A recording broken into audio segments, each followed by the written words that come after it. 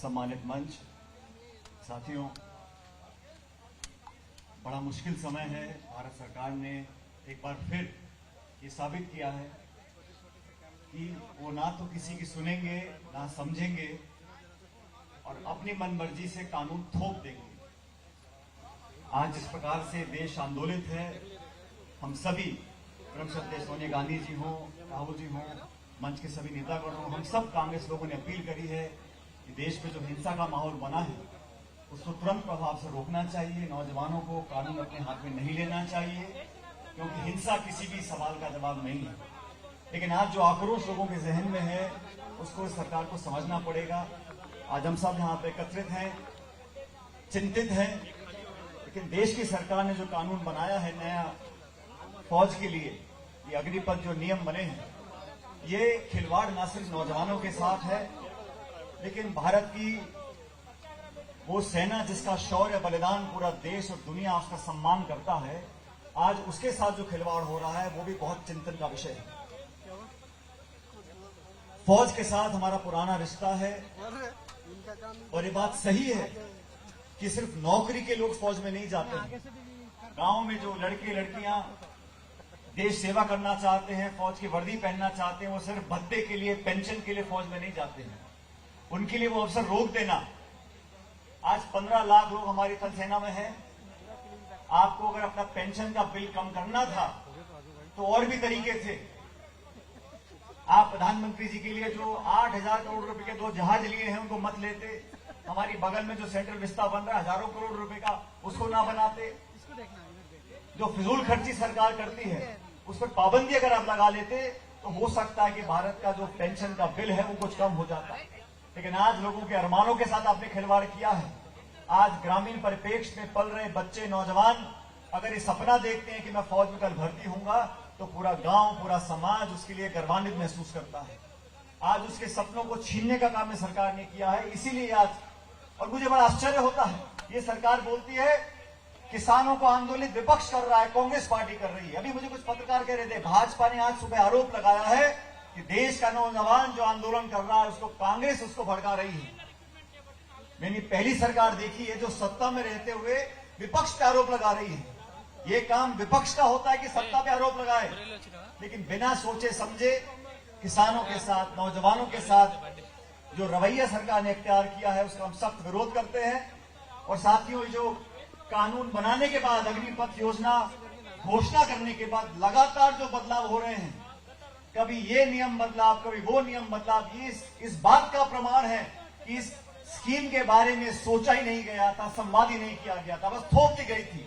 क्योंकि ये थोपने का जो एक इतिहास है, चाहे नोटबंदी का हो, चाहे जीएसटी का हो, सब थोप दो, लोगों को भ्रमित रखो, लोगों को उबाल पे रखो, टकराव पैदा कर दो, जाति में, बिरादरी में, धर्म में, लोगों में असमंजस फैलता रहे। लेकिन आज नौजवानों के साथ हमारा दल खड़ा है, हम सब खड़े हैं। मुझे पूरा विश्वास है जिस प्रकार झक मार के इनको 1 साल के बाद तीनों कानून, कृषि कानून वापस लेने पड़े थे, ऐसे ही अपनी पद का जो उन्होंने नया रिक्रूटमेंट का जो योजना बनाई है इसको वापस लेना पड़ेगा। और फौज में जो नौजवान हमारे साथी सड़क पर खड़े हैं वो गोली खाते हैं देश के लिए और अपने साथी के लिए। अगर मुझे नौकरी 2.5 साल करनी है तो आपस में पलटन में, यूनिट में, बटालियन में जो एकजुटता होती है, जो भाव पैदा होता है, वो जज्बात पैदा होते हैं, वो हो नहीं पाएंगे। और जो लोग इस स्कीम के पक्ष में बोल रहे हैं, हमारे रिटायर्ड जनरल, कर्नल जो भाषण टेलीविजन पर आकर देते हैं, मैं उनसे बड़ी विनम्रता से कहना चाहता हूं, आपने 40 साल नौकरी कर ली, लाखों रुपया पेंशन ले रहे हैं और अब आप ज्ञान दे रहे हैं उस बच्चे को जिसने 2.5 साल मेहनत करी है, 2 साल से आपने भर्तियां नहीं रखी। और ठीक कहा प्रियंका जी ने, जो पहल करी थी, हम सब ने मांग रखी है कि कोविड के बहाने से आपने 2 साल से भर्तियां रोक रखी थी। 1.25 लाख भर्तियां सिर्फ फौज में खाली पड़ी हैं और जिन अर्धसैनिक बलों में आप लोगों को भविष्य का आश्वासन दे रहे हैं उसमें इतना बैकलॉग है कि आप लोगों को एब्जॉर्ब नहीं कर पाएंगे। सिर्फ भ्रमित कर भविष्य लोगों का आप बर्बाद करने की कोशिश कर रहे हैं। इसका विरोध कांग्रेस पार्टी करती है। आज हम लोगों ने यहाँ जो धरना दिया है, इसका संकेत, इसका मैसेज पूरे देश में जाएगा।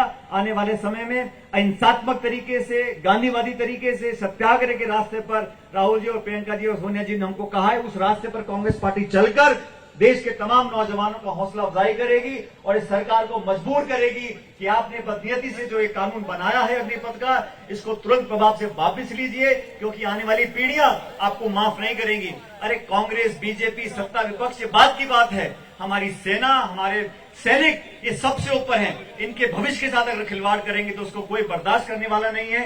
इसलिए मैं आपसे भी आग्रह करता हूं, देशवासियों से एकजुट होकर नौजवानों का साथ दें और इस सरकार को मजबूर करें कि इस अग्निपथ योजना को तुरंत वापस लें। बहुत बहुत धन्यवाद। जय हिंद।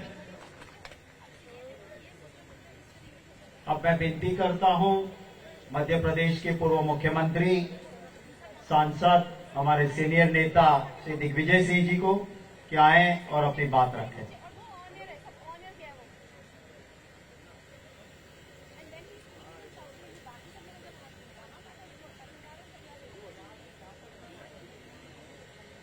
सम्मानीय मंच, आदरणीय साथियों, मोदी मॉडल ऑफ गवर्नेंस क्या है?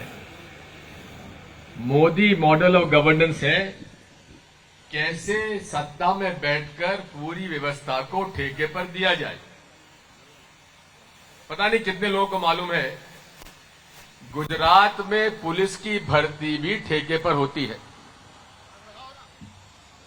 और उसके बाद प्रधानमंत्री बनने के बाद joint secretary, additional secretary level पर भी लोगों को बाहर से ठेके पर लिए गए और अब सेना में भी भर्ती ठेके पे की जा रही है।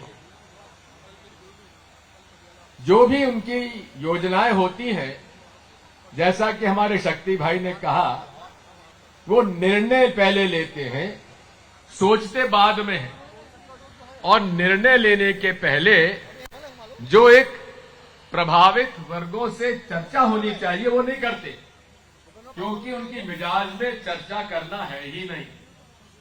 और यही बात हमने चाहे नोटबंदी की हो, चाहे जीएसटी की हो, चाहे कोविड की हो और कोविड के लॉकडाउन लगाने की हो और अब अग्निपथ की बात हो।